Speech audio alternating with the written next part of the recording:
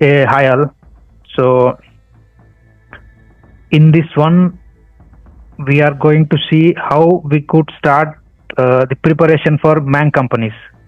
So mainly MAANG companies means you know the top product-based companies: Meta, Amazon, Apple, Netflix, Google, and many similar kind of big product-based companies. So if we want to prepare for big product-based companies, we should have strong desire to prepare for the MAANG companies. So to prepare for the top product based companies, we should have to have some required skills. So these skills we will be these skills will be used during our when we attend for the interviews. The interviewer will ask some of the questions, so that questions, if we want to answer, means we should have to have some required skills. So mainly the interviewer will check the problem solving skills. The problem solving skills, right? As you know, it will not come overnight. So we have to prepare very hard to get the problem solving skills. These problem solving skills we could improve by solving the lead code problems.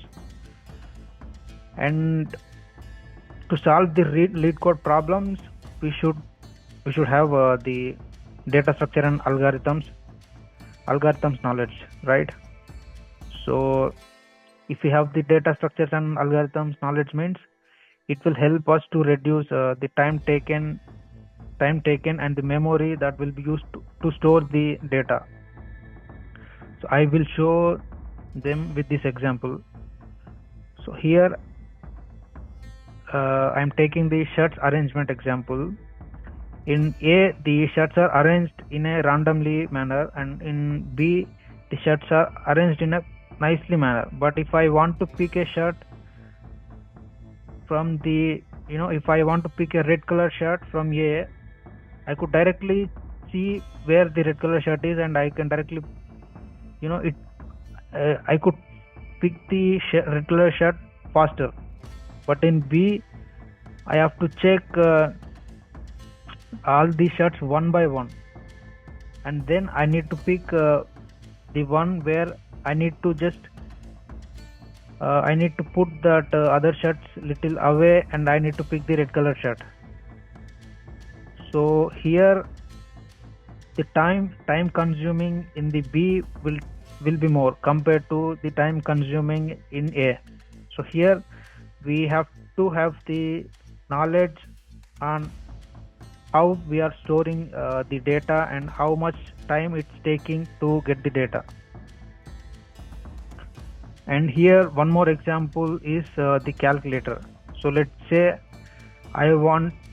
two developers have built two calculators by using their own logics, and if I want to calculate 2 plus 5 in both the calculators, let's say the calculator A is taking 2 seconds to get the result of 2 plus 5, that is 7. And to store the data, let's say overall it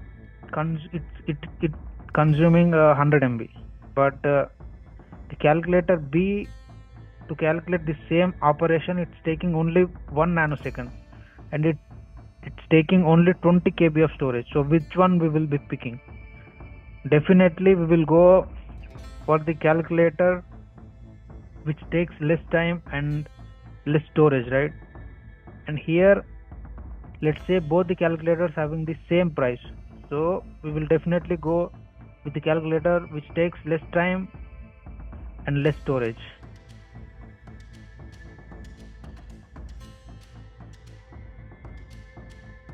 So we have to understand one more thing about the DSA, the importance of DSA other than user experience. Mainly the number of operations required to complete the task will reduce using the data structures and algorithms. And I will explain you with the example of booking a cab in Uber. let's say two developers called M1 and M2.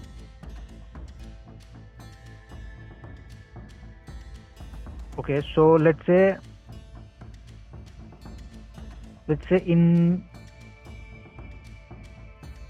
using the M1, the number of operations to book a cab is 1000 per second,